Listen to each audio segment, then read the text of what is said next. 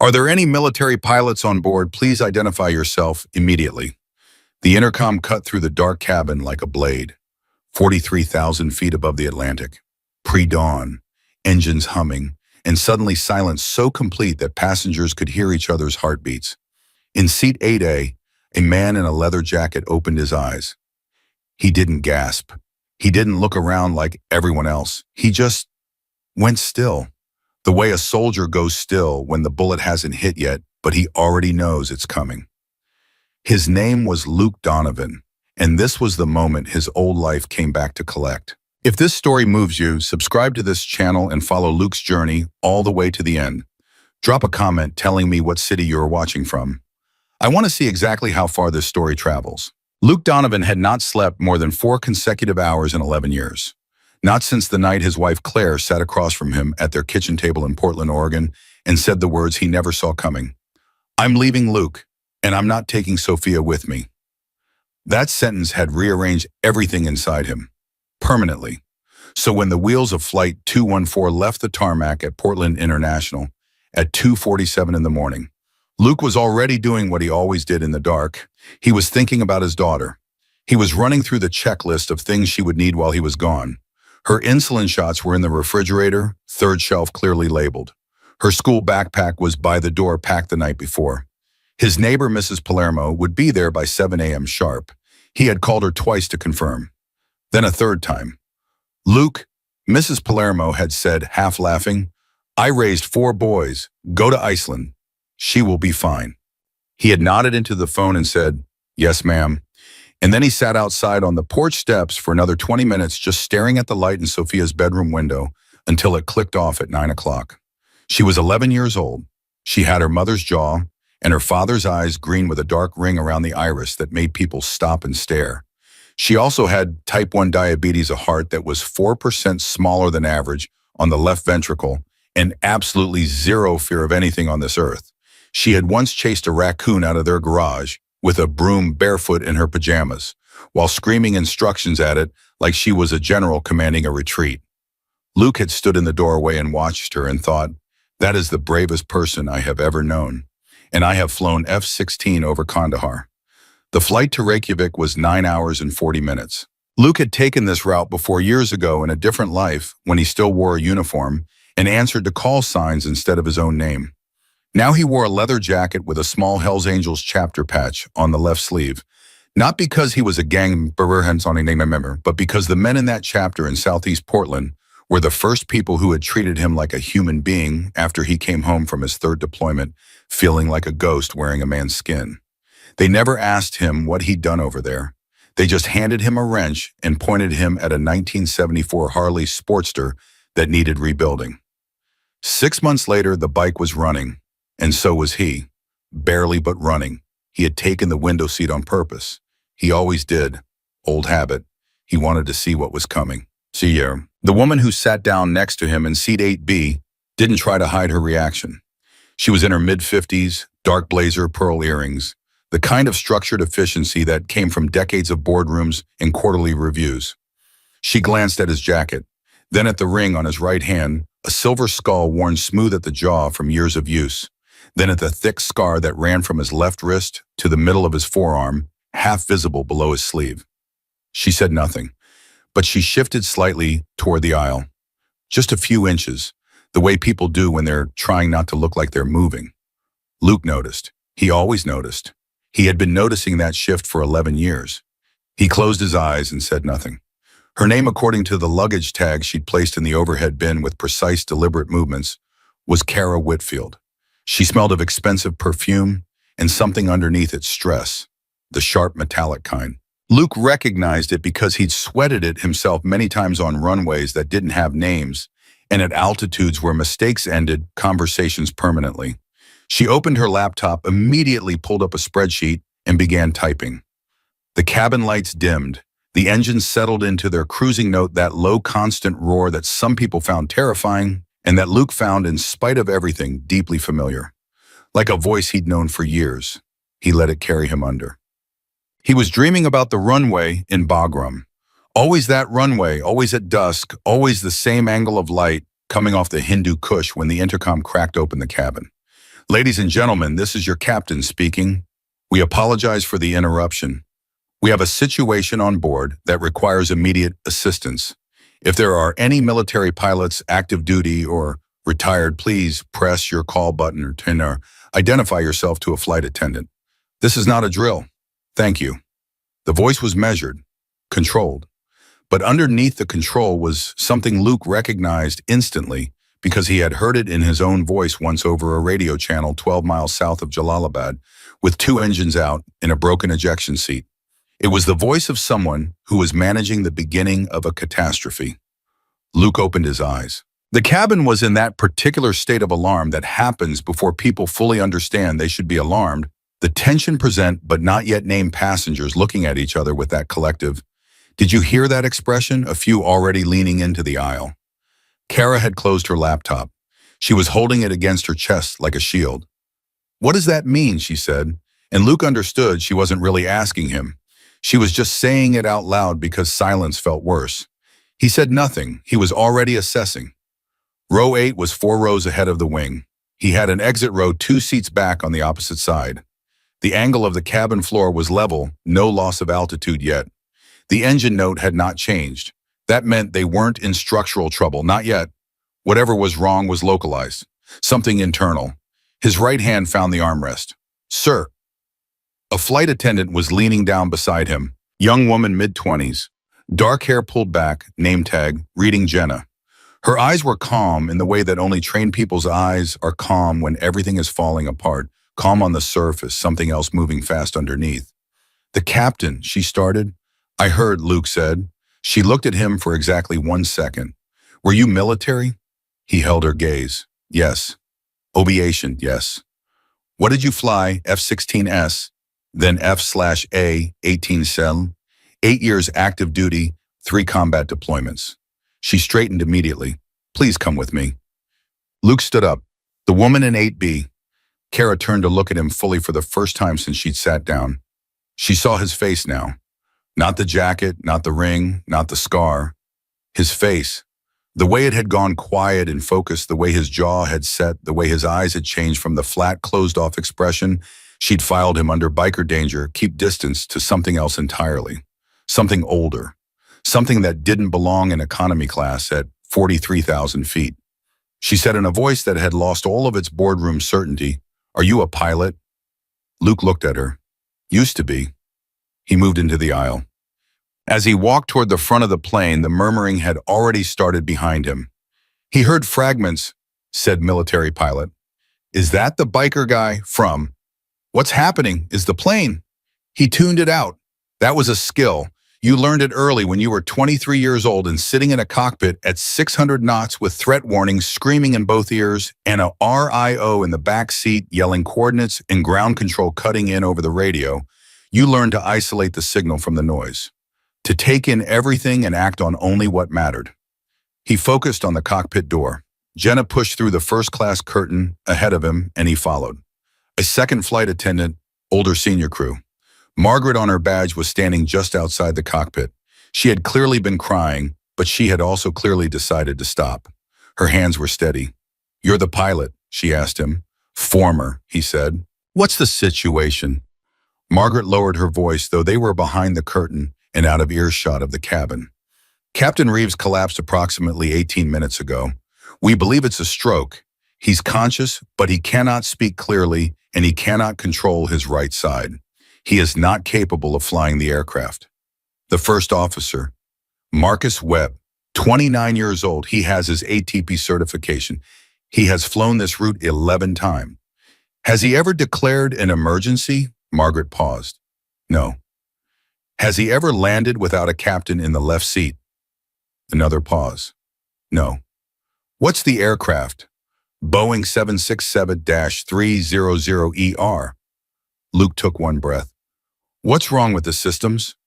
Margaret glanced at Jenna. Something passed between them. You need to talk to Marcus. Then let me in. The cockpit door opened and Luke Donovan stepped back into the only world he had ever truly understood. The instruments were alive with light. Half of what he saw was familiar. Half was a generation newer than anything he'd flown. but the fundamental language of it, altitude, airspeed, heading attitude, that was the same. That was always the same. Marcus Webb was in the right seat, the first officer's seat, and he was doing three things at once, talking to Oceanic Control, on the radio monitoring a hydraulic warning on his primary display, and trying very hard not to look like he was in the worst moment of his life. He was failing at the last one. He was young in the way that Luke had once been young, not in years, but in the specific quality of youth that only reveals itself under catastrophic pressure. The quality of someone who has trained for everything and is now discovering that training and reality are related but not identical. Luke stepped up behind him and said, "Marcus." The young pilot turned. His eyes did a fast inventory, the jacket, the age, the calm, and landed somewhere between desperate hope and professional skepticism. "Who are you?" he said. "Luke Donovan, former Air Force. 8 years F-16 EAs and F/A-18 SM-3 combat deployments. I'm a passenger. I'm told you need help." Marcus turned back to his instruments. "You've never flown a 767. "No, but I've flown aircraft that were trying to kill me. What's your hydraulic situation?" "A beat." Then Marcus pointed to his display. "System A has been degraded for the last 14 minutes. I don't know if it's a leak or a seal failure. If System B goes..." "You lose your primary flight controls," Luke said. "I lose my primary flight controls," Marcus confirmed, "and we're 4 hours from Reykjavik." Luke leaned forward and looked at the hydraulic pressure readout. The needle for System A was at 47% and still dropping, slowly but dropping. He did the math. 4 hours was not survivable on that trajectory. "What's your divert options?" Marcus pulled up the navigation display. "Keflavik is 4 hours, Shannon is 340, Keflavik Air Base is Keflavik," Luke said immediately. Marcus looked at him. "That's a military field. It's how long? 2 hours and 12 minutes. "Then that's where we're going," Luke said. "Get Oceanic on the radio, declare emergency, tell them we need Keflavik on standby, and a crash crew on the runway." "I can't just..." "Marcus," Luke's voice was not loud. It was not aggressive. It was the voice of someone who had already decided what was going to happen and was extending a professional courtesy by explaining it first. "Your System A hydraulics will fail completely in approximately 90 minutes based on current loss rate. At that point, you will be flying on System B alone, which means you are one component failure from total loss of primary controls. You have 241 passengers behind that door. You have a captain who cannot fly, and you have me who can." Silence. "I'm not here to take your plane away from you," Luke continued. "You are the certified pilot in command. Every call is yours. But I need you to listen to me because I have sat in a seat where the instruments were lying and the engine was gone and the ground was coming up at 900 feet per minute and I got home. I can help you get this plane on the ground. But we have to go now." Marcus Webb looked at the hydraulic display for 3 full seconds. Then he picked up the radio. "Oceanic Control, this is Flight 214 declaring emergency pan. Requesting immediate divert to Keflavik Air Base. We have incapacitated captain and degraded hydraulics on System A. Requesting crash services on standby. Over." The radio crackled. Then the controller's voice came back measured and immediate. "Flight 214 Oceanic copies your pan. Routing you direct Keflavik. Crash services will be standing by. State souls on board in fuel state. Over. 241 souls. Fuel is good, not the problem. Copy. Turn left heading 040. Descend flight level 330. Keflavik will be in range in approximately 2 hours. Good luck, 214. Luke looked at the heading indicator as Marcus began the turn. The nose swung left through the dark sky. He pulled the jump seat down from the wall and sat. Not in the captain's seat. He had not touched the captain's seat, and he would not unless the moment came when there was no other choice. "Talk to me about the captain," he said. Marcus exhaled slowly. "Reeves, 22 years with the airline. He came out of his seat about 20 minutes ago, just stood up in the middle of a sentence and then went down." Margaret caught him. "Is he coherent?" "In and out, his right arm isn't working. He keeps trying to say something, but..." Marcus shook his head. "I couldn't understand it." Luke was quiet for a moment. "He's trying to help you," he said. Marcus glanced at him. That's what pilots do, Luke said simply, even when they can't. What's I know? In the cabin, the information was spreading the way fire spreads, not evenly, but hungrily, jumping from seat to seat, growing with each retelling. Kara Whitfield had not moved from 8B, but she had also not opened her laptop again. She was sitting with her hands folded on the tray table, which she had lowered and then raised and then lowered again without being fully aware of it, listening to the whispered conversation between the man in 9A and the woman across the aisle. The captain had a stroke. That man in the leather jacket he went up to. They're diverting. Someone said Iceland. My God, are we going to... She pressed her fingers together until her knuckles were white. Behind her in row 12, she became aware of a voice, steady, quiet, distinctly military speaking in a low register. She turned. A man in his late 60s sat with the composure of someone who had decided long ago that panic was a luxury he could not afford. Barrel chest, close-cropped, gray hair, the kind of stillness that was not absence of movement, but command of it. He was speaking to the woman next to him, a young mother with a toddler on her lap, who had been on the edge of tears for the last 4 minutes. "Ma'am," he said, "I need you to listen to me. What is your name?" She blinked. "Rachel." "Rachel, my name is Dennis. I am a retired Sergeant Major, United States Army, 31 years. I am going to tell you something true. The man who just walked up to that cockpit is the right man for this. I watched him for 20 minutes before that announcement. The way he was sitting, the way he opened his eyes when he heard the captain's voice. There is a thing you recognize, Rachel, when you have spent enough time around people who have been in the worst places, and that man has been in the worst places and come back. He is going to land this plane." Rachel stared at him. "How do you know?" Dennis Cole held her gaze without hesitation. "Because if he wasn't going to, he would have stayed in his seat." Back in the cockpit, Luke was watching System A, 61%, 60, 58. "It's accelerating," Marcus said. He heard the control in his own voice fraying at the edges and tried to pull it back. "The loss rate is..." "I see it," Luke said. "If it hits 0 before we land, it won't. But if it..." "Marcus," Luke looked at him directly, "what's your approach speed for 767-300 at current weight?" The shift in topic was deliberate. A technique. Keep the mind on the mechanics, not the fear. You cannot land a plane if you are imagining it crashing. Marcus answered without thinking. 142, 145, depending on configuration. Flap schedule if we lose System A partially. We can still get flaps 20 with System B, maybe 25. Full flaps might be. Flaps 20 is fine. What's the runway length at Kavik? 9,800 feet. Fine, more than enough. Luke said it like a fact because it was a fact and he needed Marcus to process facts right now, not probabilities. "We're going to make it to Kavik. We're going to brief the approach together. We're going to put this plane on the ground, and then you are going to buy yourself a very large drink and never tell anyone how scared you were tonight, because that's what pilots do." Marcus let out a breath that had something in it that might have been a laugh if the circumstances had been different. "You do this a lot, talk people down." "I did it once," Luke said. "For myself, figured I'd try it on someone else." "What happened when you did it for yourself?" Luke looked at the horizon line on the attitude indicator. The artificial horizon. The thin blue line that told you which way was up even when you couldn't see the sky. "I landed," he said. In 94 minutes out from Kavik at 31,000 feet, System A hydraulics dropped to 22%. And Luke Donovan, a biker, a single father, a man that a woman in 8B had tried very hard not to sit next to, reached forward and placed both hands on the controls of a Boeing 767 for the first time in his life. Not because he had been asked, because System B had just shown its first flicker. "Marcus, I see it. I've got the controls. Call it in. Tell Kavik we're expediting."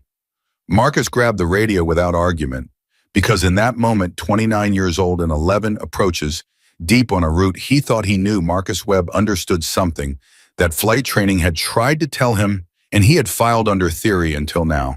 There are pilots who fly planes, and there are pilots who fly. Luke Donovan was the second kind. "Kavik approach, flight 214. We are expediting descent. System A hydraulics critical. Request straight in, ILS runway 29. 241 souls on board. Request full crash services. The response was immediate. Flight 214 CAFIC clears you direct straight in ILS runway 29. Crash services are on the field. Wind is calm. You are number one. Bring them home. Luke heard those last three words. Bring them home. He thought of Sophia, of the light clicking off in her bedroom window, of a raccoon retreating in the face of an 11-year-old girl with a broom and bare feet and absolutely no fear. He tightened his hands on the controls. Marcus, he said, let's brief the approach. Outside the windshield, somewhere below the darkness and the clouds in the cold Atlantic air, a runway was waiting. Luke Donovan had landed on worse. The briefing took 4 minutes. 4 minutes that felt like standing at the edge of something with no bottom. Luke walked Marcus through the approach the same way he had once walked a 22-year-old wingman through a nighttime carrier approach in a North Atlantic squall, not with comfort, but with precision. Precision was comfort. Precision was the only thing standing between 241 people and the black water below them. Flaps 20 on final, Luke said, his voice low and even, eyes never leaving the instruments. We will not attempt flaps beyond 20. If System B gives us anything more, we use it, but we plan for flaps 20. Approach speed 147. We are carrying a little extra because I want margin. I always want margin. Certified minimums say, Marcus started. Certified minimums were written for a fully functional aircraft with 2 hydraulic systems and a captain who hasn't had a stroke. Luke said, we are flying a different checklist tonight. You with me? Marcus nodded. With you. Touchdown zone, aim for the first 1,000 feet of the runway. If we float, I will add a touch of back pressure and we will plan it. Do not let me balloon. If you see me balloon, say it. You want me to call your inputs. I want you to be my second set of eyes on everything. You know this aircraft better than I do. I know pressure situations better than most people alive. Together, we are one complete pilot. Understand? Marcus looked at him for half a second. Something shifted behind his eyes, the shift that happens when a young man stops being afraid of the person next to him and starts trusting them instead. It was not a dramatic shift. It was quiet. But Luke saw it, and it mattered. Understood, Marcus said. System A hydraulics 14%. They had maybe 40 minutes before it flatlined entirely. Luke keyed the intercom. Margaret, her voice came back immediately. Yes, I need you to brief the cabin. Not a full emergency brief. I don't want panic, but I need everyone seated belts, tight, tray tables up, loose items secured. Tell them we are making a precautionary divert to a military airfield in Iceland and that we expect a normal landing. Use those exact words. Normal landing. A pause. Is it going to be a normal landing? Luke considered the honest answer. Then he considered the 41 rows of people sitting behind a thin aluminum door who had no training, no context, and no ability to help themselves if they spent the next 40 minutes in full terror. It's going to be a landing, he said. Make it sound normal. Margaret did not hesitate. Copy. He heard her voice begin over the intercom a moment later, calm and warm and exactly right, and he returned his attention to the instruments and did not think about what happened if he was wrong. Sign. In row 12, Dennis Cole heard the flight attendant's announcement and felt the professional part of his brain quietly disagree with the word normal, while the human part of him, the part that had spent 31 years watching young soldiers listen to briefings they only half believed, understood completely why that word had been chosen. He looked at Rachel, the young mother beside him. She was holding her daughter against her chest now, the little girl asleep, unaware of any of it, one small fist curled against her mother's collarbone. She's out, Dennis asked. Rachel nodded, not trusting her voice. Kids, Dennis said quietly, and there was something in the way he said it that was not quite a smile but was adjacent to one. They always sleep by them through the hard parts. Rachel looked at him. Are you scared? He thought about it, really thought about it the way he had learned to think about fear not as an enemy, but as information. His pulse was elevated. His hands folded on his knees were very still. He was aware of the altitude. He was aware of the math. Yes, he said, but being scared and being lost are two different things. That man up that cockpit, he's scared too. I guarantee it, but he is not lost. There's a difference. Rachel pressed her lips together and looked down at her daughter's face. Tell me about her, Dennis said. She blinked. What? Your daughter. What's her name? Lily. How old? 3. What is she like? Rachel stared at him for a moment, and then something in her, some wire that had been pulled too tight for the past 20 minutes, bent slightly just enough to let a breath through. Dinosaurs, she said. She's obsessed with dinosaurs. She can name every single one. She corrects her pediatrician. Dennis laughed. A real one. A scientist, he said. Good. The world needs more of those. And for a moment in the middle of 43,000 feet of dark sky and failing hydraulics, and a captain lying in the galley unable to move his right hand, 2 strangers talked about a 3-year-old girl who liked dinosaurs, and it was the most important conversation either of them had ever had. Kara Whitfield was not talking to anyone. She was sitting with her back straight and her hands still and her face composed in the expression she had spent 25 years perfecting, the expression that said, I am in control, even when the quarterly numbers were terrible and the board was watching and the ground was not where it was supposed to be. But her left knee was bouncing. She caught it, stopped it. It started again 30 seconds later. The man beside her seat 8A, his seat now empty, had left something behind when he stood up. Not a physical object, something else. Some residue of calm that she hadn't noticed while he was sitting there because she had been too busy categorizing him, filing him away under arm, not my concern, arranging herself so that the minimum amount of her personal space overlapped with his. She thought about his face when Jenna had asked if he was military. She had expected him to hesitate, to be uncertain or defensive, or to perform the reluctant hero thing that men sometimes did when they wanted to seem modest while making absolutely sure everyone noticed them. He had not done any of those things. He had just said yes, like it was a weight he'd set down a long time ago and picked back up without drama because someone needed it carried. Are you a pilot? She had asked him, which was perhaps the most inadequate question of her life. Used to be, he had said. She replayed those 3 words and tried to understand what they contained. The whole history of a man, apparently. A man she had spent 4 minutes quietly judging for the condition of his jacket. She pulled out her phone flight mode, no signal, and opened the Photos app for no reason she could name. Scrolled to a picture of her son at his college graduation. 22 years old, grinning mortarboard, at an angle, one arm around her shoulders, and one arm around the woman he'd been dating for 3 years, who Kara still wasn't sure about, though she would never say so. She stared at that photo and let herself, for the first time in 40 minutes, feel exactly how afraid she was. It was a lot. System A, 9%. CAFIC approach, Flight 214. We are passing flight level 180 established on the localizer for runway 29. System A, hydraulics at 9%. Anticipate complete System A failure before touchdown. Marcus kept his voice flat, professional. He was getting better at it by the minute, which was the strange gift that extremity sometimes gave. It burned away everything except function. Flight 214, CAFIC copies. You are cleared ILS runway 29 wind 030 at 8 knots. Emergency equipment is in position. Report outer marker. 214 Wilco. Luke was flying the airplane. He had not said I have the controls in any formal sense.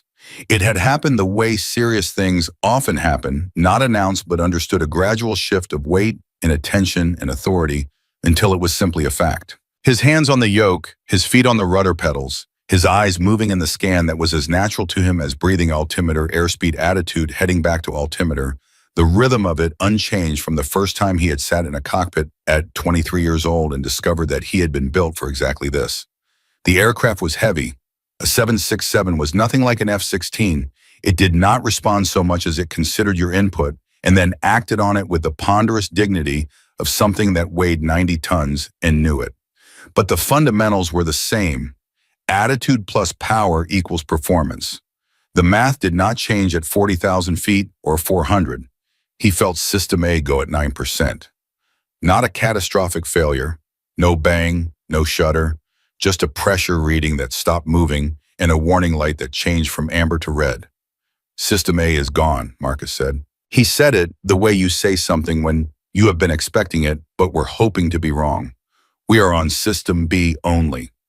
Copy, Luke said. How's B looking? Marcus checked. Stable. Pressure's holding at 94%. Good. Keep watching it. Every 30 seconds, tell me the number. 94. Good. The outer marker tone sounded in their headsets. Outer marker, Marcus said and keyed the radio. Kavik approach, flight 214, outer marker gear. He looked at Luke. Luke had already moved his hand to the gear handle. Gear down, he said and dropped it. The aircraft shuddered as the landing gear extended and locked. The nose pitched slightly and Luke corrected without thought, trimming the change in attitude the way you trim any imbalance of small inputs, constant attention. 3 green, Marcus confirmed. Gear down and locked. Flaps 20. Marcus reached for the flap lever. It moved. Not smoothly, there was a hesitation, a half-second stutter that neither of them mentioned out loud, but it moved. The flaps extended to 20 degrees and stayed there. Flaps 20, Marcus said. Speed's coming back. 147, Luke said. I want 147. Airspeed 149. Decreasing. Good. 800 feet above the field. The runway environment was not yet visible clouds at 600 feet, which was within limits but not comfortable. Luke was flying on instruments alone, trusting the ILS needles to put him where he needed to be. The localizer centered the glide slope, 1 dot high and descending. 92, Marcus said. Luke glanced at him. System B, 92%. Okay. He returned his eyes forward. 500 feet. Talk to me about the runway. 9,800 feet. Arrest your bed at the far end. It's a military field. They have got the gear deployed. We should not need it. We will not need it, Luke said. Not as reassurance, as instruction. Runway in sight. Not yet. Wait, Marcus leaned slightly. Contact. Runway lights 12 o'clock. Luke saw it, a line of white lights materializing out of the overcast like something being handed to him personally. He felt the tension in his forearms, not fear exactly. The thing adjacent to fear that is also adjacent to focus. The thing that had kept him alive over Kandahar and Jalalabad and a dozen other places that no longer had names in his daily life, but would always have names in his body. I've got the runway, he said, continuing. 200 feet.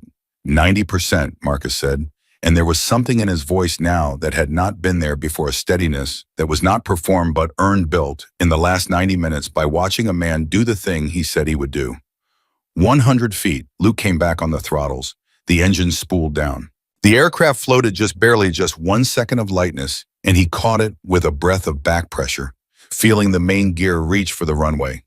They touched, both main gear together, firm and sure, and exactly where they needed to be. The nose came down.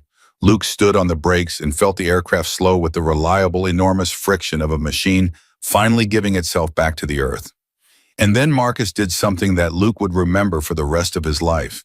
He started talking, not to Kavik approach, not to the cabin, to himself under his breath, a string of words that was not quite prayer and not quite profanity, and was both at once the sound a person makes when something terrible does not happen, when the thing they were prepared to survive turns out not to require surviving, when the runway comes up under you solid and real, and the numbers go by, and the speed comes off, and the airplane stops.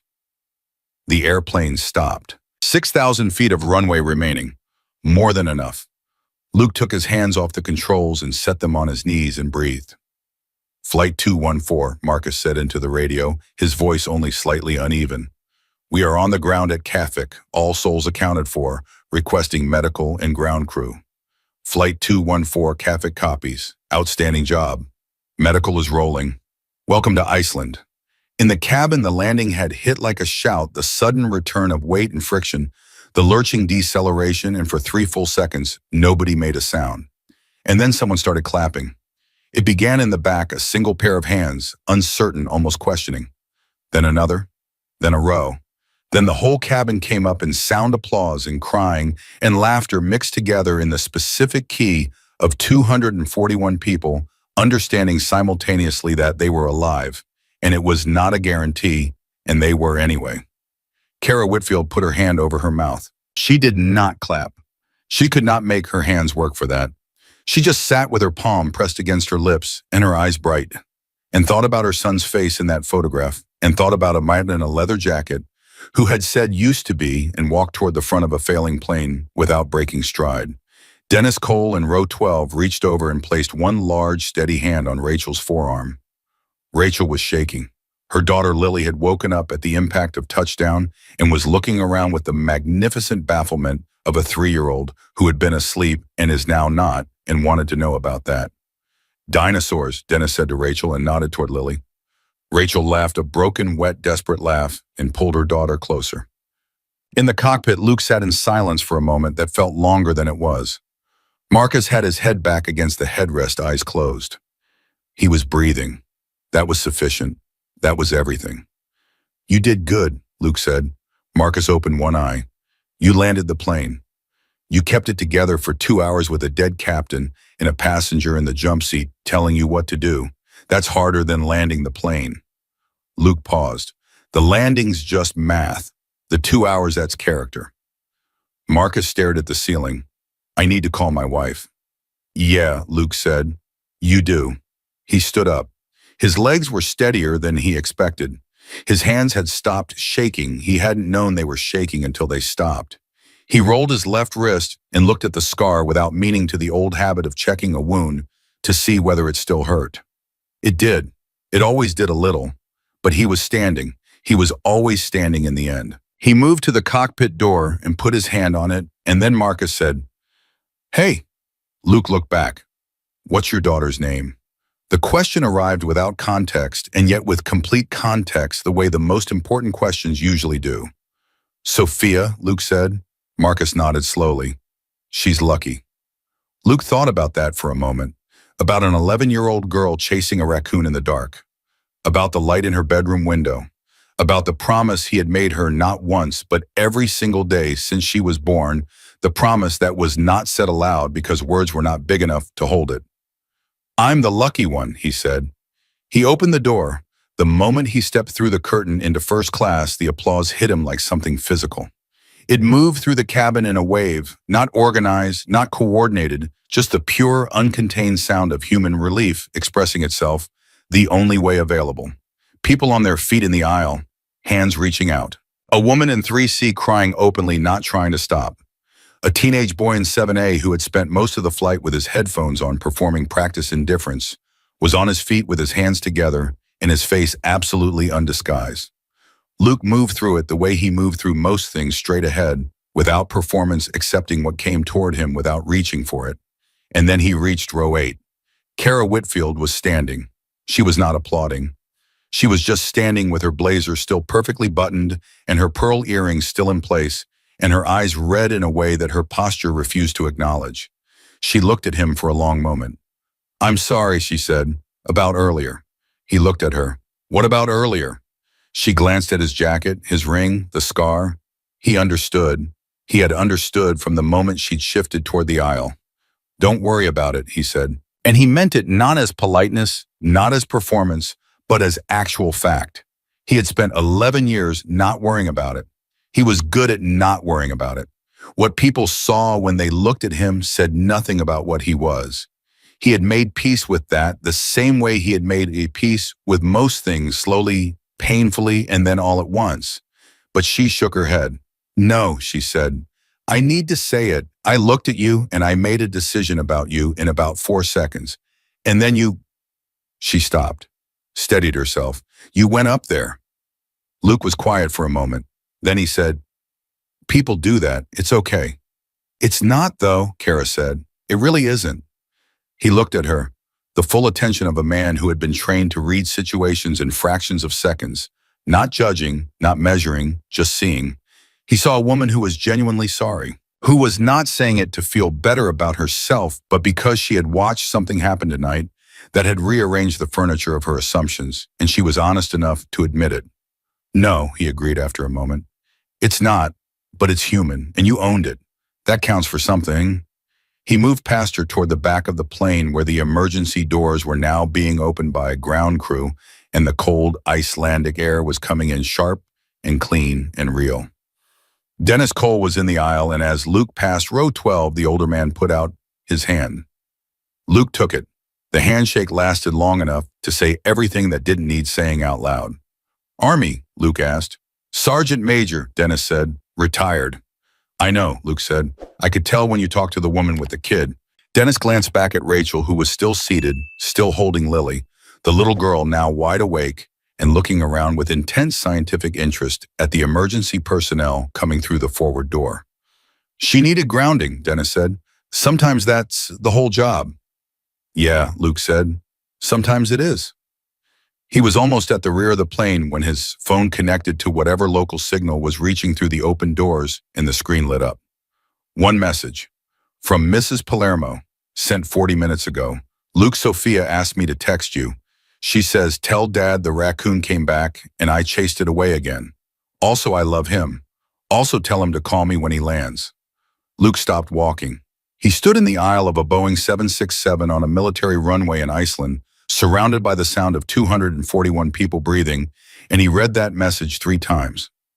And then for the first time in a very long while, Luke Donovan smiled. Not the managed, careful, keep people comfortable smile he had learned to produce at appropriate moments. The real one. The one that came from somewhere below all the armor, below the training and the discipline and the 11 years of holding everything together with both hands. He typed back with one thumb, landed safe. Tell her I'll call in 5. Tell her the raccoon doesn't stand a chance.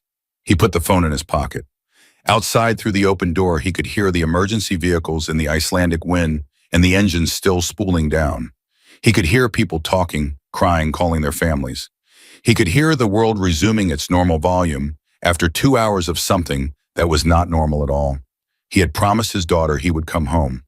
He was already on his way. The 5 minutes he had promised Sophia turned into 12, not because he forgot. Luke Donovan did not forget promises. It was because the moment he stepped off the aircraft onto the Kavik tarmac, the Icelandic Air Base medical officer put a hand on his arm and said in very precise English, "Sir, we need to assess you before you leave the aircraft area."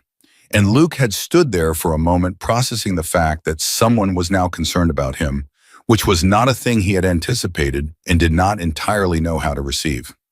"I'm fine," he said. "Sir, you just piloted a commercial aircraft with degraded hydraulics in a non-type rated aircraft to an unplanned emergency landing.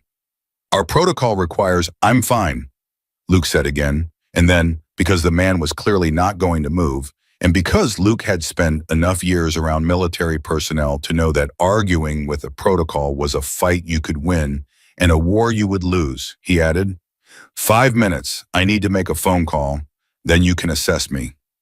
The officer considered this. 3 minutes. 4. 3.5. Luke almost smiled. Done.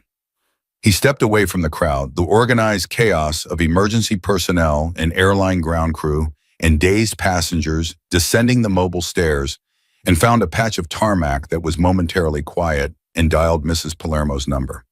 She picked up on the first ring. "Luke, I'm down," he said. "I'm safe. Is she up?" "She has been up," Mrs. Palermo said with the tone of a woman who had given up enforcing bedtime approximately 90 minutes ago. "Since she got my text back saying you were diverting, she found it on the flight tracker. She has been watching the little airplane on my tablet since. She has a flight tracker app. Apparently she downloaded it 6 months ago. She tracks every flight you take." A pause. "Luke, she knew something was wrong before I did." He stood very still on that tarmac. His 11-year-old daughter with her insulin shots on the 3rd shelf of the refrigerator and her backpack by the door and her complete absence of fear about anything on earth had been watching a little airplane on a screen for the past 2 hours, knowing something was wrong, saying nothing about it to Mrs. Palermo, just watching. "Put her on," he said. There was the sound of movement, a door, footsteps, and then one word, but just his name. But the way she said it, the specific combination of relief and accusation and love, that only an 11-year-old who has been terrified for 2 hours and is furious about it can pack into a single syllable, hit him somewhere below his sternum. "Hey, Bug," he said. "You diverted," she said, "to a military airfield in Iceland. The tracker showed you doing a non-standard descent, and I looked up Kavik Air Base, and it's not even a commercial airport, Dad. It's Sophia. A NATO installation, and the flight status went to emergency declared, which means Sophia." She stopped. "I'm on the ground," he said. "I'm standing on the tarmac. I'm cold, and I need a cup of coffee, and I promised you I'd come home." Silence. He could hear her breathing. You promised, she said finally, and her voice was different now. Smaller. 11 years old instead of 40. I promised, he said. I don't break those. Another silence. Then, did you fly the plane? He looked up at the aircraft behind him, the 767 sitting solid and real on the runway ground, crew already swarming it, emergency lights still rotating nearby. Yeah, he said. I flew the plane. Dad! Her voice had shifted again this time into something he recognized as the register she used when she was trying to sound casual about something that was not casual at all. That's actually really cool, he laughed. It came out rough around the edges, the way laughs do when they've been held in for 2 hours, but it was real. Yeah, he said. It was something. I'm not going to tell you I told you so, she said, about keeping your license current. You let that go a long time ago. I never let it go. I just stopped saying it out loud. Sophia. Yeah. Go to sleep. Okay. A beat. Dad. Yeah. I love you. I love you too, Bug. I'll call you in the morning. He hung up and stood there for a moment with the phone in his hand and the Icelandic wind moving around him and the whole enormous, exhausted truth of the night settling onto his shoulders like something he could finally put down now that he was somewhere solid enough to set it. The medical officer appeared at his elbow. 3.5 minutes, he said. Yeah, Luke said, and put the phone in his pocket. Let's go. Bam. The assessment took 20 minutes and found nothing wrong except elevated blood pressure, which the officer noted carefully in his report and which Luke privately attributed to the phone call with his daughter rather than the landing. His hands were checked for tremor none. His eyes were checked for stress response dilation present, but resolving. He was offered water, which he accepted, and a blanket, which he declined, and a chair, which he also declined because he had been sitting for 9 hours and his body needed to remember it was connected to the ground. Marcus Webb was 3 chairs down in the same triage area getting his own assessment when Luke walked past. They looked at each other. There was a whole conversation in that look, the kind that forms between people who have been through something together that most people will never experience, the wordless acknowledgement that something real had happened and both of them were on the correct side of it. It was not a movie moment. It was quieter than that, more honest. Your pressure okay? Luke asked. Hi, Marcus said. You harm. Hi, Marcus nodded. Figured. You need to eat something, Luke said. Adrenaline crash is coming. Trust me. Have you eaten? Luke thought about it. No. Then sit down, Marcus said, with a firmness that was new that had not been there 2 hours ago in a cockpit with failing hydraulics. And Luke registered the change and respected it and sat. A medical tech brought them both sandwiches from somewhere. Ham and something. Luke ate half of his without tasting it and drank the entire bottle of water and felt slightly more human.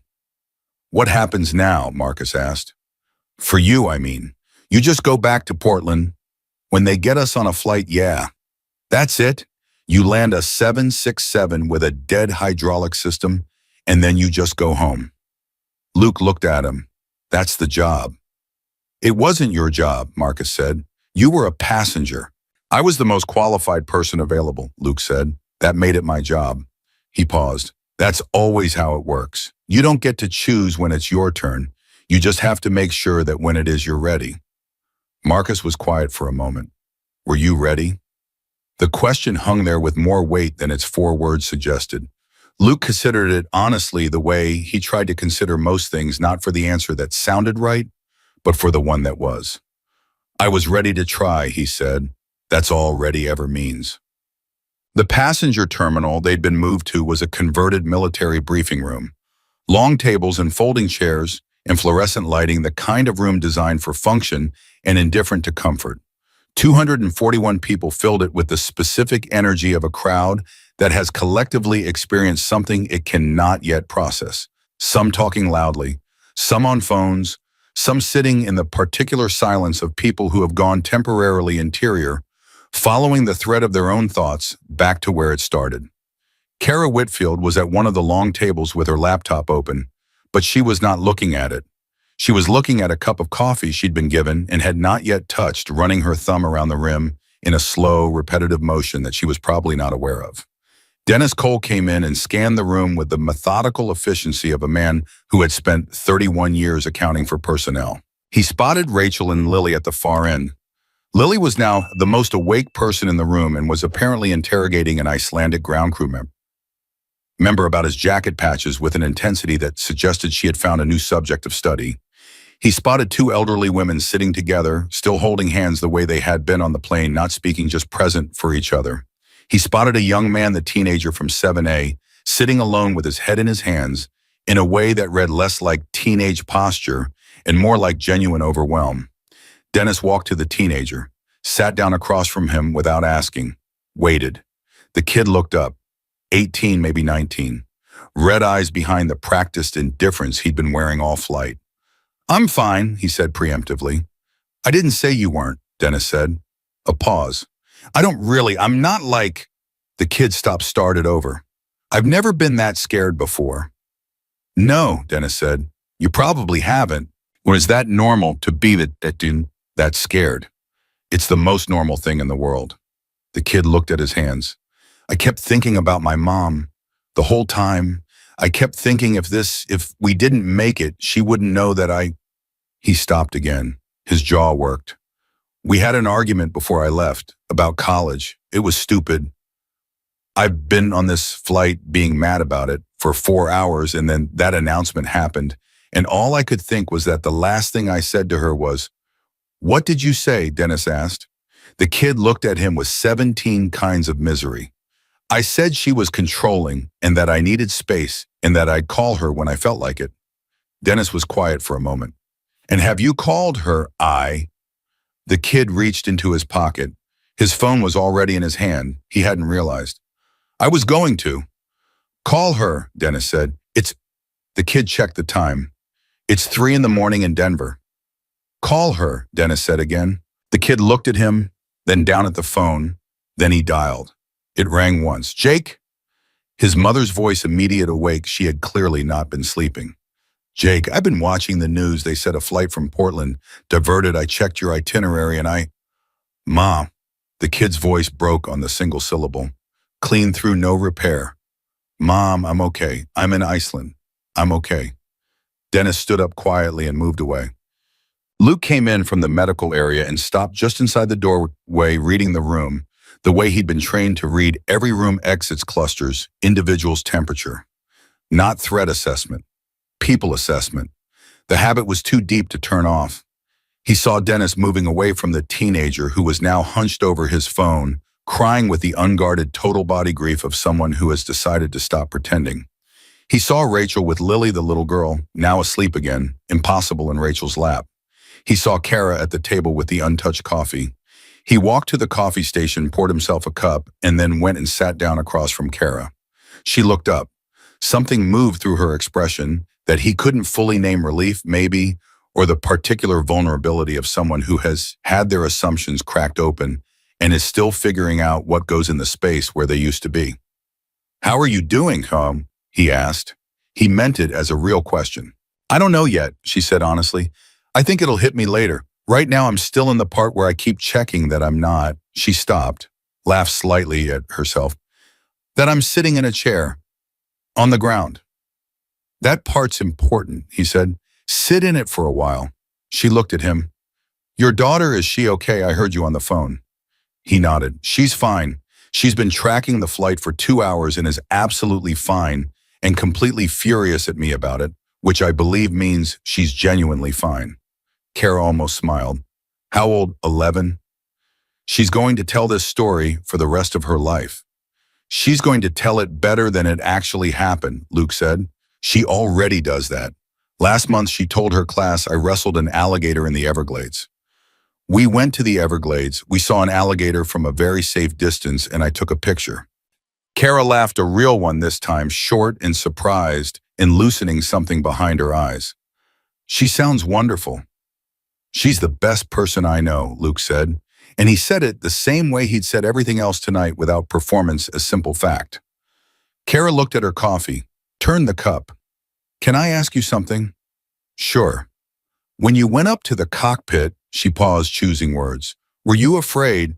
He didn't answer immediately. He gave the question the respect of actual consideration.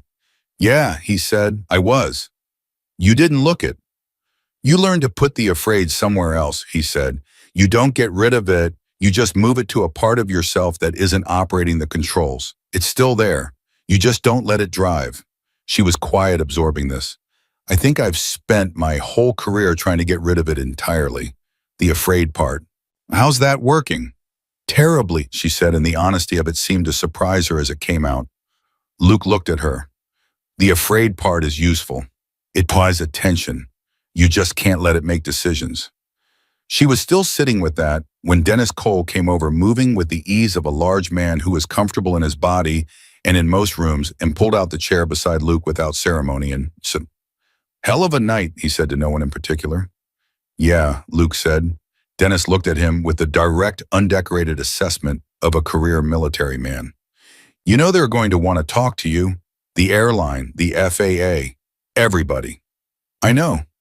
You got your documentation, discharge papers, flight records. I can get them.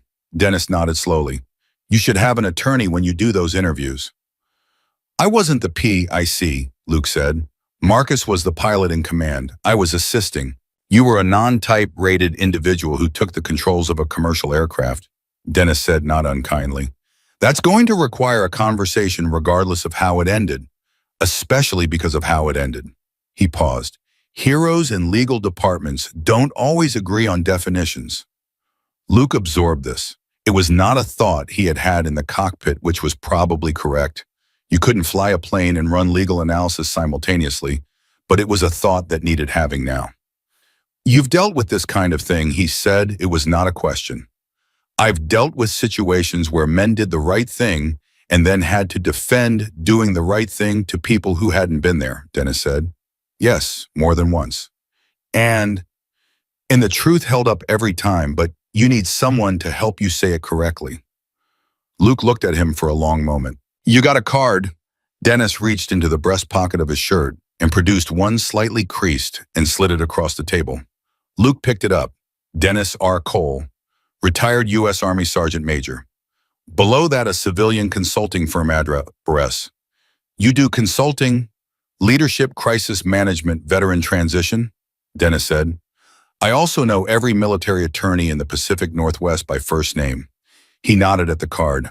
Call me when you're back in Portland, before you talk to anybody with a tie. Luke put the card in his jacket pocket. Appreciate it.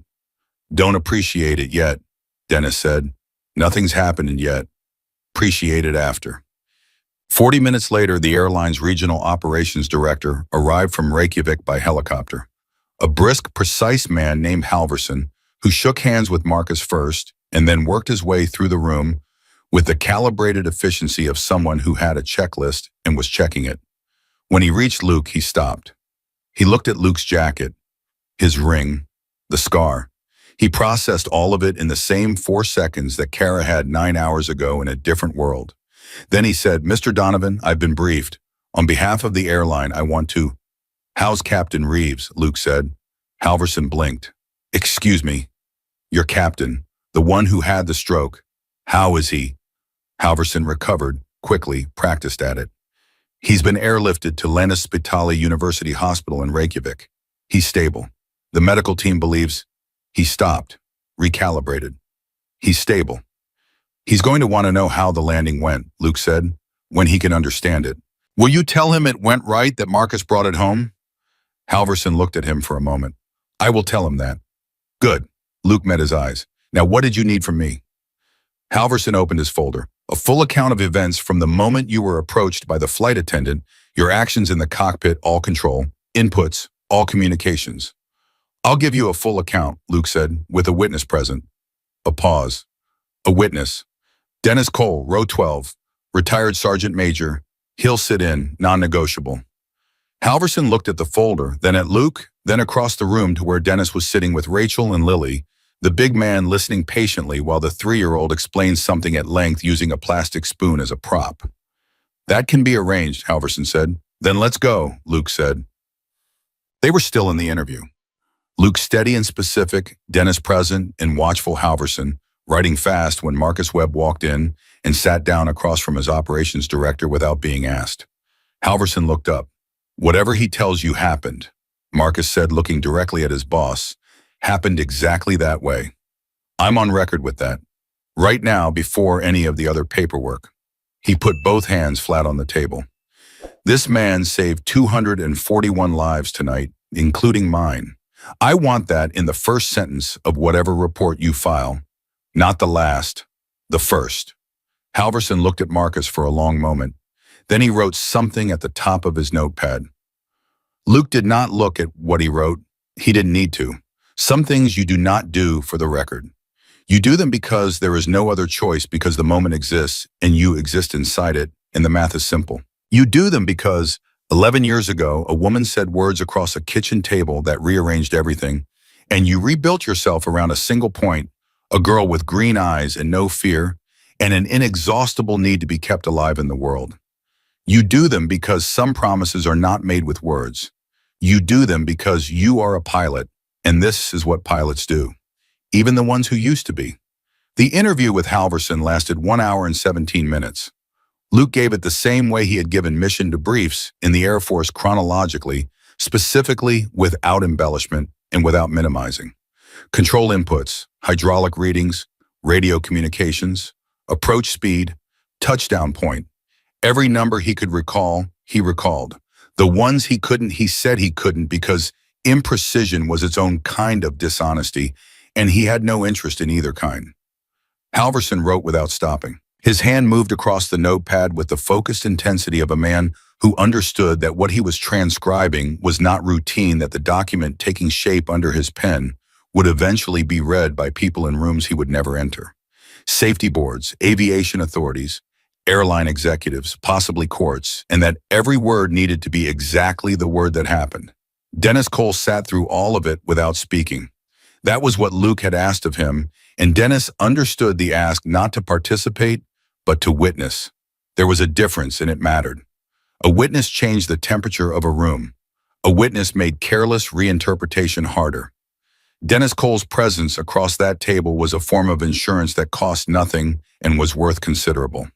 When Luke finished, Halverson set down his pen and looked at him for a moment in the way that people look at something they are still calculating. "Mr. Donovan," he said, "I want to be transparent with you. The situation you're in is unusual, doesn't cover it. You performed an action tonight that saved lives. That is not in dispute. However, the regulatory framework around non-type rated individuals assuming control of a commercial aircraft is complex," Dennis said, the one word he'd chosen to spend.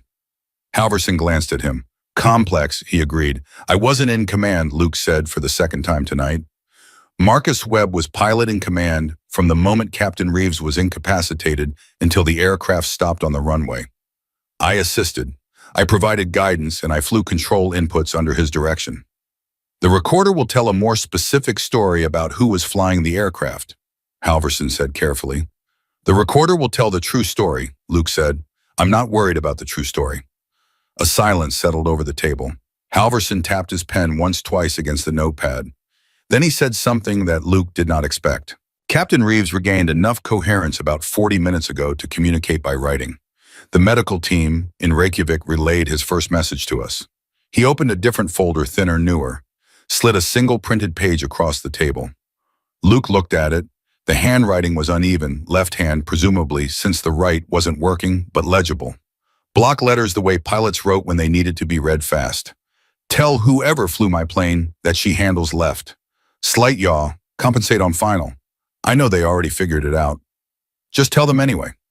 Luke stared at it. There was something in those two sentences that hit him sideways in the place below, reasoning the place where you stored things that were too real for analysis. A man lying in a hospital bed in Reykjavik, right side not working, unable to speak, first coherent act of communication on this earth was to send flight notes to the stranger who had landed his plane, because he was a pilot, and that was what pilots did. Luke folded the paper carefully and put it in the same pocket as Dennis's card. "She did handle left," he said. "I caught it on short final." Halverson nodded slowly. He closed both folders. "The airline will be in contact with you within 48 hours regarding next steps.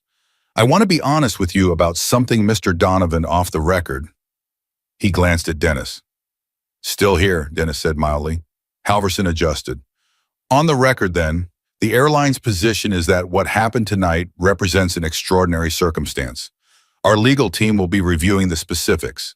But my personal position, and I've been in aviation operations for 23 years, is that without your intervention, Flight 214 does not end the way it ended. He paused. I wanted to say that directly. Well, I could. Luke looked at him. Thank you. Don't thank me yet, Halverson said, which was almost word for word what Dennis had said an hour ago, and which Luke was beginning to understand was simply the honest thing to say. It was past 4 in the morning, Icelandic time, when they finally moved the passengers to a hotel in Reykjavik. 2 coaches, the airline arranging rooms and meals and whatever logistics could be arranged for 241 people who had expected to land at a different airport and were instead navigating the specific disorientation of being safe in an unexpected place. Luke sat in the back of the second coach and looked out the window at the darkness and let himself, for the first time since seat 8A, be completely still. The adrenaline had metabolized hours ago.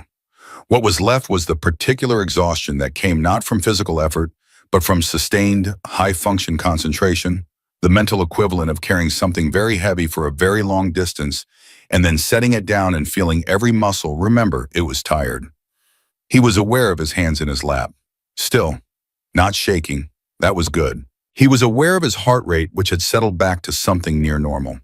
He was aware of the fact that he was hungry, genuinely, specifically hungry, not the abstract hunger of a man who forgot to eat, but the real animal hunger of a body that had burned through everything available and wanted resupply. He was also aware, in the way he was always aware of it, but usually at low volume, of the scar on his left forearm. It had not always been at low volume. There had been years, the 2 years after he came back from his 3rd deployment, and before Sophia's diagnosis gave him something concrete to organize himself around, when the awareness of it was at full volume, constantly, a frequency he couldn't tune out. Not because it hurt, because of what it said about the distance between who he had been and who he was trying to become. He had gotten it on his last operational flight, not in combat, on a training exercise off the carrier, a hydraulic failure smaller than tonight's resolved faster, but real enough, in a landing that was rougher than it should have been, and his forearm finding the edge of the panel in a way that left a mark that refused to be minor. He had not told the full story to anyone except his squadron commander and the flight surgeon. The official report said equipment malfunction, hard landing, minor injury, pilot cleared for continued duty. All of that was true. What the report had not said was that for 11 seconds on final approach, before his training took over completely, Luke Donovan had been genuinely, comprehensively terrified. Not in the productive information-giving way he described to Kara. In the animal way. The way that has no use except to remind you that you are alive and would prefer to remain so. He had made himself land the plane anyway. He had never told anyone about the 11 seconds. He thought about it now in the dark coach on the way to Reykjavik and understood for the first time why he was thinking about it, because tonight, in a different aircraft under different pressures, those same 11 seconds had come back. In the cockpit alone with the instruments and Marcus's steady breathing beside him and the runway resolving out of the overcast, 11 seconds where Luke Donovan's nervous system had reported clearly and completely that this might not work. And he had moved his hands on the controls and flown through it. Same as before. Same as always. You did not conquer the fear. You just chose what to do while it was present. He looked out the window at the dark Icelandic landscape moving past and thought, I'm going to need to tell Sophia about the 11 seconds someday. Not now. She was 11 years old and had spent 2 hours watching a little airplane on a flight tracker. That was enough truth for one night, but someday. She deserved to know that her father was not fearless. She deserved to know that brave and fearless were not the same word and never had been. The hotel was functional and warm, and the front desk staff had clearly been briefed, moving 241 exhausted, displaced passengers through check-in with the practiced efficiency of people who had decided to be excellent at their jobs on a difficult night. Luke got his room key and was about to head for the elevator when he heard his name. He turned. Kara Whitfield was standing near the lobby seating area, coat on luggage beside her, looking at him with the expression of someone who had decided to do something and was not entirely certain it was a good idea but was doing it anyway. I know it's 4 in the morning, she said. It is, he agreed. There's a 24-hour restaurant across the street. I checked. She paused. You look like you haven't eaten. He had eaten half a ham sandwich 4 hours ago and burned through it approximately 90 minutes after that. No, he said. Neither have I. She looked at him steadily. I'm not trying to. She stopped, started over. I eat alone a lot, habit. But tonight I'd rather not, if you're up for it. He considered the elevator, his room, the specific silence of a hotel room at 4 in the morning, which he had experienced many times and which was not the good kind of silence. Yeah, he said. Okay. The restaurant was the kind of place that existed specifically to serve people who needed food at hours when other options were absent, bright lights, laminated menus, competent coffee eggs available in any configuration. They took a corner booth and ordered without much deliberation. Luke got eggs and toast and more coffee. Kara got soup and bread and looked at the menu for a long moment before ordering a glass of wine and then looking slightly surprised at herself. I don't drink wine at 4 in the morning, she said. Special circumstances, Luke said. Is that what we're calling this? Working on a better phrase. She turned her wine glass slowly by the stem. The restaurant was nearly empty. 2 other tables occupied a cook visible through the pass-through window. The low sound of something on a television nobody was watching. The kind of quiet that felt safe rather than empty. Can I ask you something personal? Kara said. You've already seen me under fairly personal circumstances, Luke said. Go ahead. Your daughter's mother. She stopped. I'm sorry, that might be too. She left, Luke said. 8 years ago, she wasn't built for staying. That's the most honest way I know to say it. She wasn't a villain, she just reached the edge of what she could do and she went. He paused. She left Sophia with me. I think that was the most honest thing that she ever did. She knew I was the one who was built for staying. Kara was quiet for a moment. That's a very generous way to talk about someone who left. I've had 8 years to work on it, he said. First 2 years, I wasn't that generous. Ask me how that worked out. How did that work out? Badly, he said. Being angry about something you can't change is like keeping your hand in a fire because you're mad at the fire. Eventually, you just remove your hand. She looked at him. Is that something you learned or something you always knew? Learned, he said. The hard way. Most useful things, the hard way. The food arrived. Luke ate with the focused attention of genuine hunger, and for a few minutes they were simply 2 people eating at 4 in the morning, which was grounding in its own way, the absolute ordinariness of it after the absolute extraordinariness of the last 9 hours. I want to tell you something, Kara said when she'd gotten through most of her soup. And I want you to know I'm not saying it to make myself feel better. I'm saying it because I think it's true and you should hear it. He looked at her. I've run a company for 16 years, she said. I've made a lot of decisions about a lot of people. Who to hire, who to promote, who to trust with something important. She paused. I've also made a lot of decisions in the first 10 seconds of meeting someone. First impression, pattern recognition, all of that. I'm good at it. I've always been proud of being good at it. Well, Luke said, but I was completely wrong about you, she said. Not just partially wrong, completely. And I pride myself on I've spent 25 years believing I could read people. She shook her head. I didn't read you, I read your jacket. Luke was quiet, letting her finish. What I'm trying to say is... She stopped. Her voice had lost the boardroom polish completely, now was just the actual voice underneath it. I missed you. You were sitting right next to me and I missed you entirely. And then you went up to that cockpit and I sat in my seat and watched the door close and I thought that man is going to save us with absolute certainty, no evidence, just certainty. She looked at him. And I don't know how to reconcile those two things. The person who dismissed you in 4 seconds and the person who trusted you with her life 40 minutes later. Luke turned his coffee cup. Those two things are not as far apart as you think, he said. The dismissal was about the surface. The trust was about something you saw underneath it that your brain hadn't caught up to yet. He paused. People are complicated readers of each other. We use the wrong instruments half the time. Doesn't make you a bad person. Makes you a person. That's generous again. I'm a generous person, he said, and there was something in the way he said it that was not entirely without irony. She looked at him for a moment. What are you going to do when you get back to Portland? Pick up my daughters from Mrs. Palermo's. Make breakfast. Take her to school. After that, work on a 71 shovelhead I've been rebuilding for 3 months. It's almost done. And after that, he looked at her. You're asking if I'm going to go back to flying. She hadn't been entirely aware that she was, but now that he said it, yes. Luke thought about it. About Captain Reeves's note folded in his pocket. She handles left. I know they already figured it out. Just tell them anyway. About Marcus saying there are pilots who fly planes and pilots who fly. About his own hands on the controls of a 767 at 100 feet above an Icelandic runway, feeling the aircraft reach for the earth with the absolute uncomplicated physics of a thing doing what it was designed to do. I don't know, he said, and then honestly, maybe. Kara nodded slowly. I think you should. You just met me. I've had a fairly concentrated sample of who you are, she said.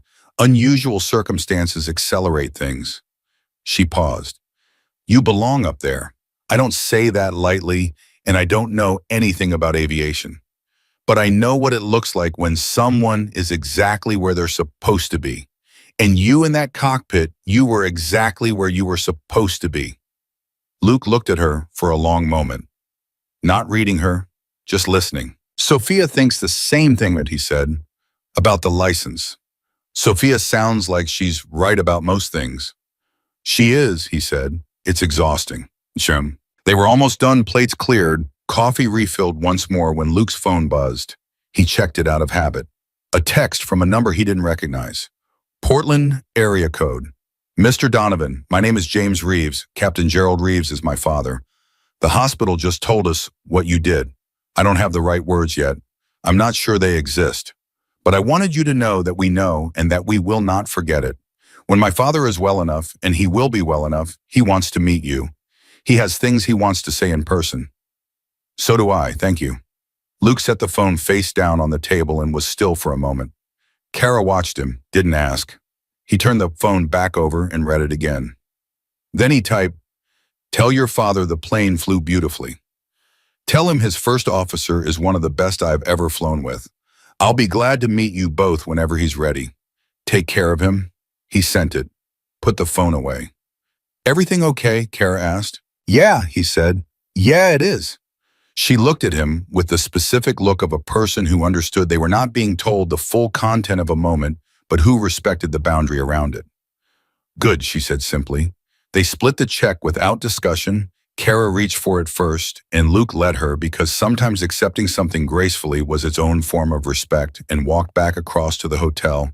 In the cold pre-dawn air, the sky just beginning to change at its edges in the particular way that Icelandic skies change not gently but decisively, like a curtain being moved. At the elevator, Kara pressed the button and then turned to him. Luke, she said. It was the first time she had used his name. Thank you, not just for, she gestured slightly, meaning the plane, the cockpit, the landing, all of it. For the conversation, too. Thank you for the soup, he said, and the company. She smiled, a real one without the professional overlay. It changed her face considerably. If you're ever in Seattle, she reached into her coat pocket and produced a card offered Wanda. He took it. If you're ever in Portland and you want to see a man argue with a Harley shovelhead, you know where I am. She laughed. I might take you up on that. The elevator opened. They stepped in. She got off at 4, him at 6, and in between she said, your daughter is going to be fine, you know. She's already fine. She has the right father. The doors closed. Luke stood alone in the elevator and felt those words settle into him, the way the right words do not, with drama, but with the quiet, solid weight of something true. He got off at 6, walked to his room, sat on the edge of the bed without removing his jacket, and looked at the window where the sky was beginning to go from black to the deep specific blue that preceded everything else. He thought about Sophia watching a flight tracker for 2 hours, saying nothing to Mrs. Palermo, just watching the little plane on the screen. The way she had always watched him quietly, carefully, with the kind of attention that children give the things they love most and are most afraid of losing. He pulled out his phone and opened the Photos app. The most recent photo was from 2 weeks ago. Sophia in the garage holding a torque wrench approximately twice the size of her forearm with both hands grinning at the camera with a gap between her front teeth that had been there since September and which the dentist said would close by spring. She was wearing his old flannel shirt as an apron, sleeves rolled to the elbow. Behind her, the half-assembled shovelhead waited on its stand. She had been learning the engine with him, piece by piece, Saturday by Saturday. She could name every component now, and she insisted on understanding what each one did before she would let him move on. The week before, she had looked at the hydraulic system diagram in the repair manual and said with the professional gravity of a cardiac surgeon examining an ECG, if this line fails, the whole thing loses pressure and stops working. You have to check it every time, Dad, every single time. He had said, I know, bug. She had looked at him over the manual with her mother's jaw in his eyes and said, do you though? Luke sat on the edge of the hotel bed in Iceland and looked at that photo and felt something happen in his chest that he did not have precise language for, not grief, not joy, something that contained both and was made of neither. Something that belonged specifically to the experience of loving a person so much that their continued existence felt like the organizing principle of your own. He set the phone down, reached into his jacket pocket, brought out two things, Dennis Cole's card, Captain Reeves's note. He set them side by side on the bedside table. Tomorrow there would be calls and attorneys and airline investigators and FAA representatives and questions in rooms with too many people who hadn't been there. Tomorrow there would be all the machinery of consequence and accountability and institutional process that followed any event significant enough to generate a paper trail. Tomorrow. He would handle tomorrow. Tonight he had landed a plane. He had kept a promise. He had eaten eggs at 4 a.m. across from a woman who had misjudged him and then said so and meant it. He had gotten a text from the son of a man he had never met, but who had sent flight notes from a hospital bed, because that was simply who pilots were when they were most essentially themselves. He lay back on the bed without pulling back the covers. He was still in his jacket. He did not care. The sky through the window was going blue now. Real blue. The kind that had about 20 minutes before it became something else entirely. He closed his eyes. He was asleep in 4 minutes, which was the fastest he had fallen asleep in 11 years.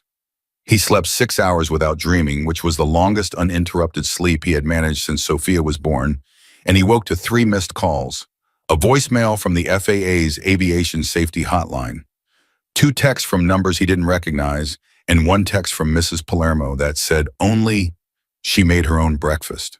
Scrambled eggs. They were good. She says hi. Luke sat up on the edge of the bed, still in his jacket, and read that last one twice. Then he called her back. Sophia picked up before the first ring finished. Dad, the news. Good morning to you too. Dad, the news, you're on it. He was quiet for 1 second. What news? All of it, she said, and her voice had the particular frequency it reached when she was operating at maximum intensity, which was several registers above the frequency most adults operated at under any circumstances. CNN ran a segment this morning. It says, mystery pilot saves flight 214. They don't have your name yet, but they have your dad's. Someone took a photo of you walking through the cabin. After you landed, it's on Twitter. It has 400,000 likes. Luke stood up and walked to the window. 400,000. It's going up while we're talking. He pressed his free hand against his forehead. Sophia. You're wearing your jacket, she said, in the photo, which is actually, Dad, you look really cool. I'm not going to pretend you don't look really cool. Sophia, I need you to not. I already told Mrs. Palermo not to talk to anyone, and I turned off comments on my school account, she said, which meant she had already thought 3 steps ahead of him and was reporting back from the future. But Dad, you need to call someone before this gets bigger. I was going to call Dennis Cole, the man from the plane. How do you know about Dennis Cole? You texted me his name last night. You said call him if anything happens and you can't be reached. He had done that. He had sent that text before he went into the Halverson interview, a habit from the years when every flight had a contingency plan, and every contingency plan had a person attached to it. He had not expected Sophia to file it and retrieve it 16 hours later. Call him, Sophia said, before you call the FAA back, before you call anyone else. Call Dennis first. 11 years old. Okay, Bug, he said. And eat something, she said. You sound like you haven't eaten. I had eggs at 4 in the morning. That was 8 hours ago, Dad. He almost smiled. I love you. I know. Call Dennis. Eat. In that order. She paused. Dad, yeah, I'm really proud of you. She said it the way she said most true things, directly, without decoration, with the full weight of meaning behind it. I just wanted you to know that. He stood at the window and held the phone and felt those words do what they always did, bypass every layer of armor and land exactly where they were aimed. Thank you, Bug, he said. Dennis Cole answered on the second ring and said before Luke could speak, I've seen the news. How long before they get your name? I don't know. Hours, maybe. Then we have hours. Dennis's voice was already in a different gear, not the gentle, patient register he'd used with Rachel and the teenager on the plane, but something operational underneath. I'm going to make 2 calls. One to a media attorney in Portland named Carol Vance. She handles aviation cases, and she's the right person. One to a friend at the FAA regional office who is going to tell me informally what the posture is before anything formal comes your way. You don't talk to anyone until you hear from me. Understood. Understood. Halverson's interview last night, how did that go? Clean. Marcus Webb went on record voluntarily that I was assisting under his command. Dennis was silent for exactly 3 seconds. Luke could hear him evaluating. That's good. That's very good. Webb did the right thing. He did, Luke said, immediately, before any paperwork. Okay. Another 3-second pause. The photo. I know about the photo. 412,000 at last count, Dennis said. In about 6 hours, that number is going to start a conversation that you are not in control of. We need to get ahead of it, or it gets ahead of us. You understand what I'm saying? Luke understood exactly what he was saying. He had watched enough things get ahead of people who weren't ready to know what it looked like. What do you recommend? One statement, Dennis said. Brief, your words. Emphasizing Marcus Webb's role as pilot in command. Emphasizing Captain Reeves, not emphasizing you. The story gets told, but you tell it correctly before someone else tells it wrong. I know you're not interested in attention, Dennis said with the patience of a man who had spent decades managing the gap between what people wanted and what the situation required. This isn't about attention. This is about controlling a narrative that is going to exist whether you participate in it or not. You don't participate, someone fills the space. People fill spaces, Luke. It's what they do. And they don't always fill them with the truth. Luke was quiet, looking out the window at the Reykjavik skyline, going about its ordinary morning, indifferent to the fact that 400,000 people on the internet were looking at a photo of a man in a leather jacket walking through a plane he just landed. Write the statement, he said. Send it to me. I'll read it and tell you what to change. Give me 90 minutes, Dennis said and hung up. 40 minutes later, someone knocked on his door. Luke opened it to find Marcus Webb in the hallway, showered, changed, looking approximately 10 years older than he had at 29, which paradoxically made him look more like himself, like the pilot he was going to be for the next 30 years of his career, rather than the pilot he had been yesterday. He was holding 2 cups of coffee. He offered one without preamble. Luke took it. You didn't have to. I know, Marcus said. I wanted to. He paused. Can I come in? Luke stepped back. Marcus came in and stood rather than sitting, which Luke understood. Some conversations needed you on your feet. The airline called me this morning, Marcus said. Their legal team, 45 minutes on the phone. He turned the coffee cup in his hands. They're not going after you. I want you to know that first. They're positioning this as the word they used was extraordinary civilian assistance. They want to work with that framing. Dennis said the same thing. Your friend from the plane. Yeah, Marcus nodded. He seems like someone worth listening to. He is. Marcus looked at the floor for a moment, then back up. The thing I need to tell you, the reason I came up here instead of just texting, is that when I talked to the legal team, they asked me to characterize your role, specifically, whether you were giving guidance or whether you were flying the aircraft. Luke held his gaze steadily. What did you tell them? I told them the truth, Marcus said. The same truth I told Halverson last night. You were in the jump seat. You provided technical guidance. When System B showed its first fluctuation, You placed your hands on the controls at my direction because I needed a second pair of hands, and yours were the most qualified available. Every input you made as my supporting officer." He paused. "I also told them that characterization was completely accurate and that it was also the most inadequate description of what actually happened that language is capable of producing." Luke was quiet. "They understood," Marcus said. "Halverson had already briefed them, and they have the cockpit voice recorder, which says what it says." He looked directly at Luke. "You're protected, legally I mean, as much as you can be." "I wasn't worried about being protected," Luke said. "I know," Marcus said. "That's why I wanted to tell you." He paused again and something shifted in his face, moved past the professional and into something more direct. "I also wanted to say something that isn't about the legal situation at all. I wanted to say it in person, not in a report and not on a phone call." Luke waited. "I have wanted to be a pilot since I was 6 years old," Marcus said. "My father took me to an air show, Cincinnati 1999, and I stood on the grass and watched an FA-18 do a vertical climb until it disappeared into the clouds, and I thought, that is what I am going to do with my life. 14 years of training, every rating, every certificate. I did everything right." He stopped. His jaw worked once. "Last night I was going to lose it. Not the plane, I was going to lose myself. The version of me that believed he could do this. I could feel it going. And then you sat down in that jump seat and you said," he stopped again, "Together we are one complete pilot." Luke said nothing. "I've thought about that sentence for 6 hours," Marcus said. "What it meant that you said it that way. You didn't say I'll take over or let me handle it or any version of Step S. You said together. Like it was already true. Like it was just a fact we both needed to acknowledge." He shook his head. "I don't know if you know what that did for me in that moment." Luke set his coffee cup down.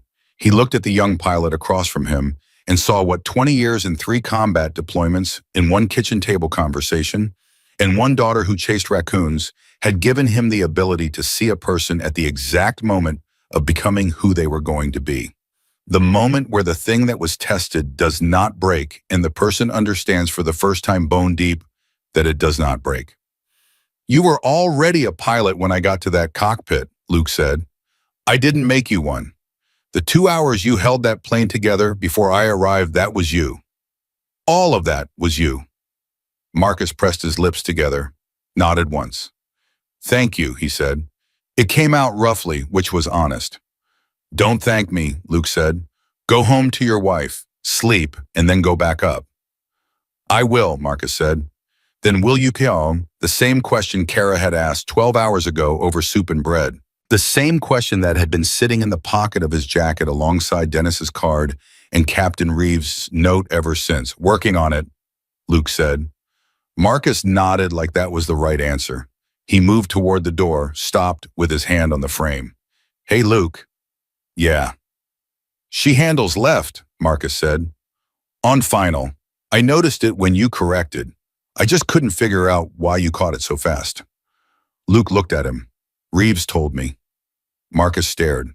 "Reeves is in a hospital in Reykjavik." "He wrote it down," Luke said. "First thing, first coherent communication. Sent it through the operations director." He paused. "She handles left." He knew we'd figure it out. He wanted to tell us anyway. Marcus stood in the doorway for a long moment, processing what it meant that a man who had just had a stroke, unable to speak, right side not working, had used the first available moment of coherence to send flight notes. "Because he's a pilot," Marcus said softly. "Because he's a pilot," Luke confirmed. Marcus left without another word. Some things completed themselves. Dennis's statement arrived 93 minutes after he'd promised it, 3 minutes late, which Luke suspected meant he'd revised it at least twice. It was 8 sentences, clean, specific, accurate. It named Marcus Webb first. It named Captain Reeves second. It described Luke as a former Air Force pilot who provided assistance at the request of the first officer. It did not use the word hero once, which was the clearest sign that Dennis understood exactly what he was doing. Luke read it 3 times, changed 4 words, sent it back. Dennis called immediately. The 4 words. "Third sentence," Luke said. "Took the controls becomes assisted with control inputs. An emergency landing becomes precautionary divert." Silence. Those are better, Dennis said, which was the closest he came to saying he had been outdrafted. Send it, Luke said. Already sent, Dennis said. Carol Vance has a copy. FAA Regional has a copy. Halverson has a copy. A pause. This is going to be a good week for you, Luke. Then it's going to be a complicated month. Then it's going to be fine. Us can work with that timeline. I know you can. Dennis's voice shifted, slightly lost. The operational tone became something more like the voice he'd used with Rachel in row 12. How are you actually doing? Luke thought about the honest answer. He was tired in a way that sleep had not fully addressed. His forearm ached in the specific way it ached when stress had lived in his body for an extended period. He had not yet fully processed the fact that he had flown an aircraft last night that he was not rated for, with a hydraulic system that was actively dying over the North Atlantic, and landed it on a military runway in Iceland with 6,000 feet to spare. He had not yet processed any of it, really. He had moved through it and past it the way he moved through most things maintaining forward motion, because forward motion was the alternative to falling. But underneath that, something else. Something that had been quietly shifting since the moment his hands found the controls of that 767. Something that felt cautiously and with appropriate suspicion like possibility. I'm okay, he said. I think I'm actually okay. Good, Dennis said. Go eat breakfast. Real breakfast. Then call your daughter. She already told me to eat. She's 11 and she's already smarter than both of us, Dennis said. Go. Tanya. He went. The hotel restaurant was full of passengers from Flight 214. He recognized faces, made eye contact, got nods and small waves, and one older woman who stood up from her table when she saw him and said in a voice that carried across the whole room, "There he is," with such uncomplicated warmth that Luke had to look at the floor for a moment before he could respond. He sat at a table by himself and ordered eggs and toast and orange juice and coffee, which was the same thing he had ordered at 4 a.m, and would apparently be his meal of choice in Iceland indefinitely.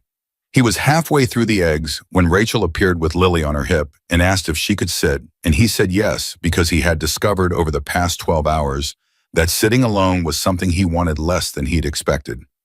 Lily regarded him with the forensic attention of someone conducting a thorough assessment. She had her mother's dark eyes and a serious expression that suggested she was running extensive internal calculations. You flew the plane, she said. It was not a question. I helped fly the plane, Luke said. She considered this distinction carefully. My mom said you saved us. Your mom's being generous, he said. A lot of people did a lot of things. Lily looked at him for a moment longer. Then she said with the irreversible confidence of a 3-year-old who has arrived at a conclusion, You're brave. Luke looked at this small person who had slept through most of a near catastrophe and woken up to classify it and move on, and thought about what he had told Kara at 4 a.m, that brave and fearless were not the same word and never had been. You know what brave means? He asked her. She nodded firmly. It means scared, but you do it anyway. Luke set his fork down. Rachel stared at her daughter. Lily, where did you, Mrs. Donaldson? Lily said, as if this explained everything. Apparently, Mrs. Donaldson was a person of authority on the subject. Luke looked at this 3-year-old girl who liked dinosaurs and corrected pediatricians and had just delivered the most accurate definition of courage he had ever heard from any human being of any age, and he felt something unlock in his chest, some last remaining tension that he hadn't known was still there. Mrs. Donaldson is right, he said. Lily nodded, satisfied. I know, she said, and reached over and took a piece of his toast, which he let her have.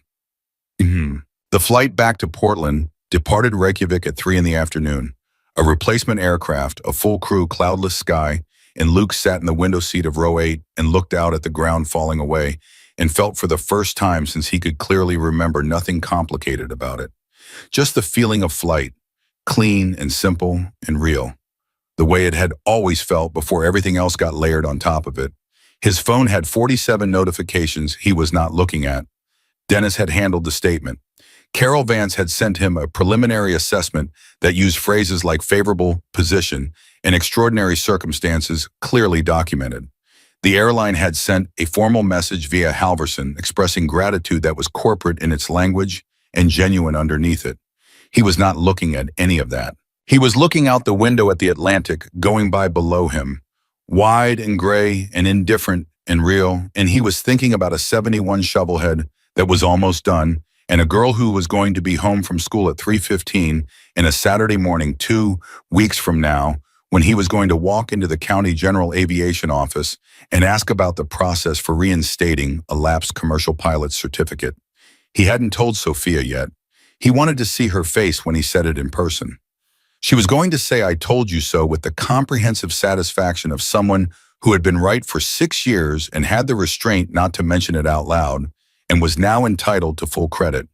She was going to say it, and she was going to be right, and Luke was going to stand in their kitchen in Portland and let her be right, because some victories belonged entirely to the people who kept faith with you when you had stopped keeping faith with yourself. 3 hours into the flight, the woman in 8B, a different woman this time older, traveling alone, reading a paperback, looked over at him and said pleasantly, "First time to Iceland." Luke thought about it.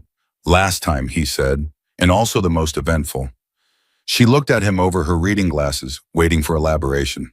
He smiled. "Long story." She went back to her book, and Luke went back to the window, and the plane carried them home through the clean blue air at 39,000 feet, without incident, without drama, without anything but the ordinary miracle of flight, which was, when you remembered to look at it clearly, never ordinary at all. He landed in Portland at 7:43 in the evening.